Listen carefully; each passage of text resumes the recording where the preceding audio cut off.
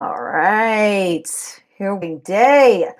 Hello, hello, hello. This is Jenna Cantor, performer and physical therapist, and I'm the founder of Powerful Performer. And I wanted to come on today because a big goal with Powerful Performer is to make you, the performing artist, much smarter about how you assess information that is given to you on a regular basis. So, with that being said, and no further ado, I'm going to be discussing a study from a reputable resource, and it's not just something from the news where they're just saying, oh, it's on rats, or this study shows, and people think that it's definitive. We're going to fully analyze this article to see if it even applies to you, to see if it's even strong enough to go, oh yes, 100%, this is how I'm going to carry through my life. Okay, so the actual title of the study is, I'll read it, but then I'll explain what it means. Clinical rating of the movement pattern quality in patients with femoroacetabular impingement, in parentheses, FAI, same short, syndrome, a methodological study. Oh, wow, good morning. Okay, so basically this study was done with people who have pain in their hip because they have structures that are closing in on other structures in your hip, and it causes pain. Okay, so say it's a nerve and I'm at my hip joint. So this is my pelvis, this is the femur, the beginning part of my leg. And as I move, it impinges on the nerve, and ow. That's just one example. But so that's basically what impingement is. Okay. Femoroacetabular impingement.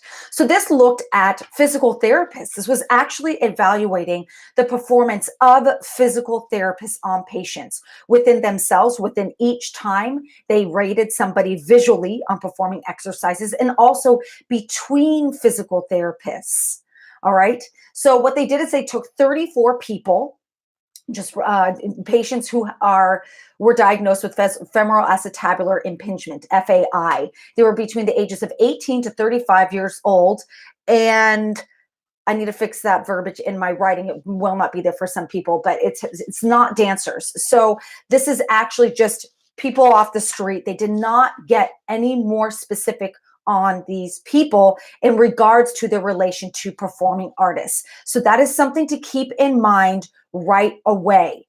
How much of this actually applies to you? Also, the ages, the range from 18 to 35. Are you within that age range? How many people in this study were actually 18 or 35? Man, let me tell you, the way your body works at the age of 18 compared to 35, or even 25 compared to 35, is hugely different. So that is something else to consider as well. The way they did this, they did a snapshot in time. So it just took information in a moment. It's a cross-sectional study. And what they did is they videotaped these patients, these people, 34 people, doing single and stance, squats, frontal lunge, hop lunge, bridges, and planks on the more involved side, or the more painful side, the more symptomatic side, the more symptomatic hip. And this was assessed by different physical therapists who were highly experienced, physical therapists who were moderately experienced, and novice physical therapists. And what they did is they assessed from this how much of them correlated or were similar between, were the novice as consistent as the highly experienced physical therapist, the moderate as much as the novice, and so on. So really compared between, and then also the moderate physical therapist measuring one time, if they measured again, was it the same information? So it's just to see within their own measuring, are they consistent, and also between each other. The big picture results that they got that are to take note of: there was a good agreement between the highly and moderately experienced physical therapists when they were assessing single limb stance, bridges, and planks. There was poor to moderate agreement between the highly experienced physical therapists and the moderately experienced physical therapists when they were assessing visually the squat, frontal lunge, and hop lunge. They didn't go into a lot of depth about the novice, and that's just because there really wasn't a big correlation for them to really take note of. Big picture from this. Now, in their conclusion, they said, in conclusion, movement quality, just visually alone, should be rated by a highly trained physical therapist. Let's go into the flaws now of this experiment. Okay, first of all, between with all the people that we have only 34 people. We're getting a snapshot in time. So that's something to consider. Did we actually grab enough physical therapists to really assess big picture how things are well assessed? Also, were the highly trained physical therapists, highly experienced, not highly trained, everybody's well trained, but were the more experienced, more years on their belt physical therapists, were they always 100% correct? Were the moderately experienced people always correct? Were the novice people always 100% correct? That needs to be better assessed, because we're not really seeing the cause. We're just looking at a snapshot. So we're really not getting that full picture of truth. Regardless of all these possible limitations, a big thing you need to see is, one, this doesn't necessarily apply to the performing artists exactly. And two, because this isn't the strongest piece of evidence, a good, safe way to assess if you are getting the treatment you should be getting, you need to make sure the physical therapist not only watches you visually, but has their hands on you. I do not care if it's highly, moderately, or novicely experienced physical therapist. I do not care. It's just showing that there is a bit of a risk, which why play with that? If you're going to somebody and they just look at you and say, oh, I see what's going on.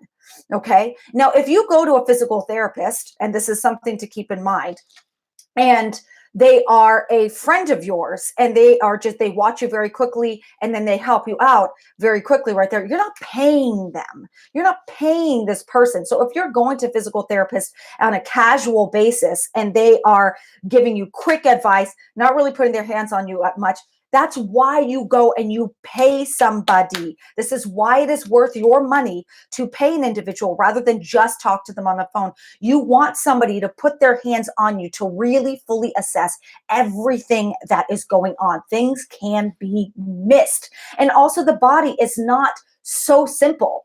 We have these movements that were chosen: the single limb stance, the squat, the frontal lunge, the hop lunge, the bridge, the plank.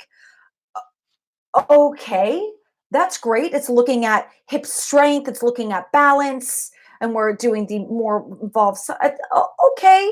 I mean, aside from the fact that these patients aren't necessarily comparable with what's going on, are these all the right exercises to be using to assess that patient?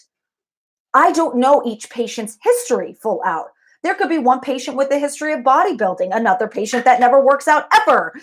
So there's so much to consider. And the history of the usage of your muscles, of your body, takes a huge part in the assessment of that individual. If we don't really understand your full background, how can we properly assess you, even visually alone?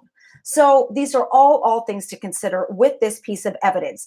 Is it evidence to just look at and go, it's not good enough, and throw away? No, it's something to consider. It's something to bring about more questions, and to keep your eye open for if you hear of a study that might be similar and go, And so you can slowly put together this information to come forward with a conclusion for your own body, which honestly, as a performer, is 100% not your job.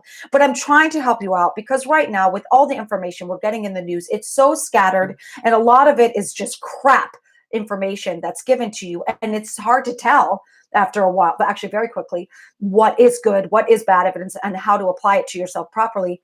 This is how you start getting those thoughts better, those thoughts of your own, more knowledgeable, more equipped to take better care of yourself long term. Don't just jump to conclusions on whatever information you find. Always question, always investigate more. That's it. Take care. Bye. And now I'm turning it on, turning it